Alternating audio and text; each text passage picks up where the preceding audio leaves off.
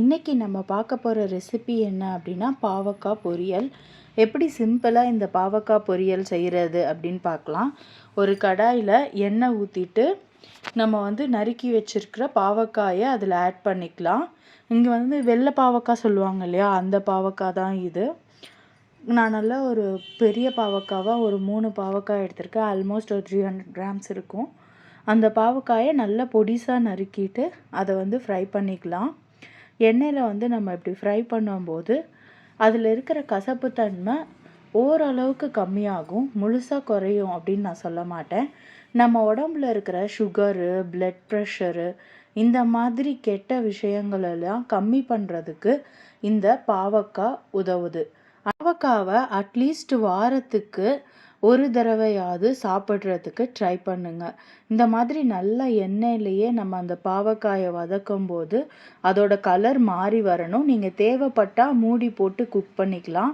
மூடி போட்டு குக் பண்ணுறப்ப அப்பப்போ எடுத்து கிளறி விடுங்க. கிளறி விடாமல் விட்டிங்கன்னா அடி பிடிச்சிரும்.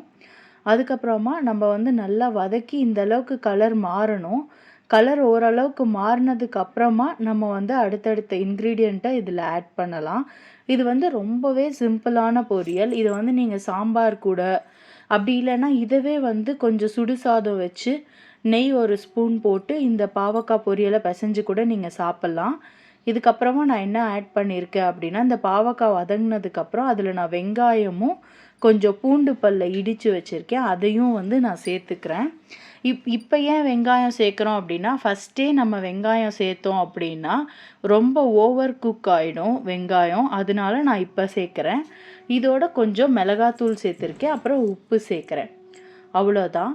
இந்த பூண்டு சேர்க்கும் போது ஒரு நல்ல ஸ்மெல் கொடுக்கும் நம்மளோட பொரியலுக்கு. வெங்காயம் இந்த ஸ்டேஜில் நம்ம ஆட் பண்ணோம் அப்படின்னா நல்லா க்ரன்ச்சியாக இருக்கும். அதை ஓரளவுக்கு நம்ம மூடி போட்டு குக் பண்ணிவிட்டு அப்பப்போ திறந்து கிண்டி விட்டுட்டே இருக்கணும், இல்லைன்னா அடி பிடிச்சிரும். அதனால் நம்ம நல்லா கிறிஸ்பியாக வேணும் அப்படின்னா இன்னும் கொஞ்சம் நேரம் கூட நீங்கள் விடலாம். எனக்கு ஓரளவுக்கு கிறிஸ்பியாக இருந்தால் போதும். அதனால நான் ஒரு 5 to 6 மினிட்ஸ் லோ ஃப்ளேமில் நான் குக் பண்ணேன். தான் நம்மளோட பாவக்காய் பொரியல் ரெடி ஆயிடுச்சு. இந்த ரெசிபியை ட்ரை பண்ணி பார்த்துட்டு எப்படி இருந்துச்சுன்னு கமெண்ட் செக்ஷனில் சொல்லுங்கள். Thank you friends. தேங்க்ஸ் ஃபார் வாட்சிங். Please do like, share and subscribe to my channel.